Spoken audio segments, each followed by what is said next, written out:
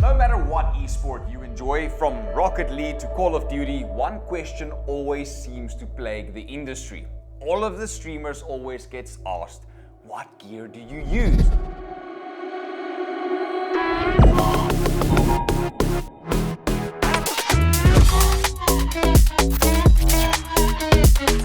The truth is, the gear is the bridge between you and your next major win. And with the MSI Force GC300 wireless, you may start to hear more of what controller is that? And how do you have as many cheat codes? You're not cheating, it's just a fantastic controller that unlocks a new you. Usually when you're looking for the next big piece of gear to add to your collection, cheap actually means cheap and build quality is terrible, just like a few of our other purchases that we've made. A lot of our other purchases that we've made. This, on the other hand, does not equal the same. What makes this different from the rest is that it is a multi-mode wireless $65 controller that is on massive discount at the moment. The thing is, yeah, the unboxing experience is awesome, but the thing is with this controller, you'll either love it or you'll hate it.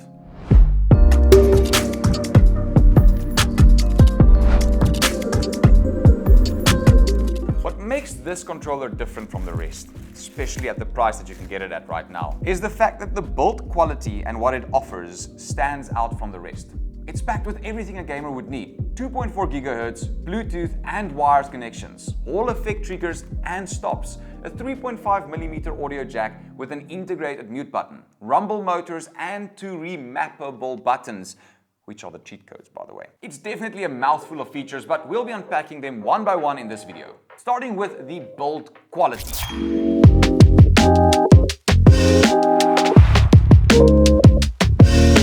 The GC300 is very sturdy, zero flex. And for somebody with larger hands, I was concerned that it wouldn't be very comfortable, especially because this size actually caters a little bit more for the medium hands. So I thought, maybe the grip won't be nice or the layout of the buttons won't be nice, but that wasn't the case at all. In fact, I kind of fell in love with this controller. The texture of the backside is dotted, so it has a little bit of extra grip, and the front is nice and smooth. Some people in my office didn't like the fact that it's like this. They said it felt ugly, but I kind of liked it, especially if you're a little bit more on the sweaty side of things. It gives a very interesting sensation to play with. I find it comfortable. I don't know if this is going to be a deal breaker for you or not. That is something you need to keep in mind when you are deciding to get this controller or not. Now, like every controller, the most important part is the analog sticks. This is where it makes or breaks a cheap or a well-built or a well-priced controller. These are very smooth, very responsive. The sizing of the analog sticks is a little bit on the small side, so that might be something for you, but it doesn't take away from the overall comfort. In fact, it kind of feels more nimble and easy to use. On top of that, the GC300 also has one of the best features a controller could have: Hall effect triggers, which use magnets for precise input, unlike traditional triggers that can wear out over time. These are also 2-level Hall effect triggers that you can customize in the MSI Center software. But here's the thing, what if you could have a controller that gives you more of an advantage against the competition at a fraction of the price? You guessed it, macro buttons. These are becoming more and more common on third-party controllers, and it's nice to see MSI doing the same. The issue, however, is placement. It does feel slightly more awkward than most, which might be due to the smaller shape of the controller. Most Street Fighters or Mortal Kombat fans will probably find better use for the D-pad instead, which feels great, and if you enjoy rolling your thumb over it, awesome.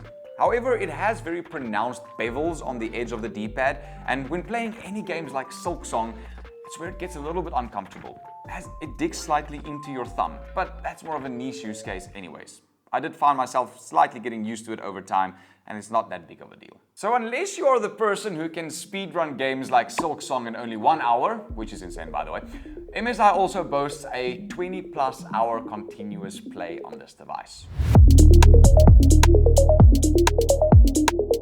which can be achieved not just by out of the box though. You have to go into the MSI Center and you have to go and change some of the power consumption settings, like the intensity of the rumble motors. Not only does this give you more customizability, which I really like, but it also allows you to increase the battery life if you prefer wireless gaming. And when it comes to customization, the MSI Center software offers a good amount of versatility with a clean, minimalistic look. I really like it. It's easy to navigate, change, and save settings. I especially like the interface that shows you your current settings for each part of the controller when you hover over it.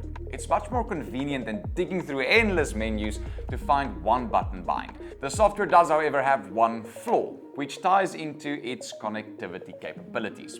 For the hardcore gamers, you can obviously run it wired, and you should. It's the best. But if you're feeling a little bit more laid back, you can switch to 2.4 GHz dongle or Bluetooth.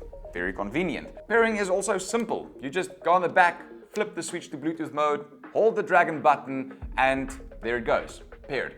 If you'd rather use the USB receiver, you can just plug and play. But here's that problem. The MSI Center doesn't pick up the controller in Bluetooth mode, nor does Steam. Well, at least not correctly. I at first assumed my laptop was just the problem, so I tested it across multiple PCs and setups, but still continuously ran into the same issue. Oddly enough, third-party detection softwares managed to pick up the whole controller and all of its buttons, which makes me question why MSI software can't do the same.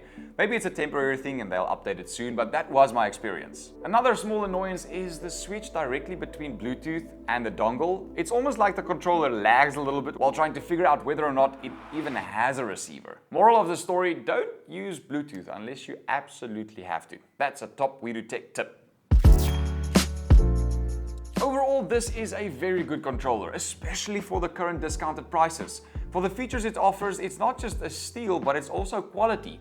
A new personal favorite when it comes to budget-friendly controllers. The MSI Center can feel a little bit like bloatware, I get it, but it's worth having there for the extra customization features. As always, the best prices and deals will be linked down below in the description. I hope you found value out of this video. Real quick, if you have a question about it, leave it in the comments down below. I always answer all of my questions. I hope you have a great day. Please remember to like and subscribe. Thank you for supporting the channel. I'll see you in the next one. Cheers, bye. We Do Tech, spending the money, sometimes wasting it, so you don't have to.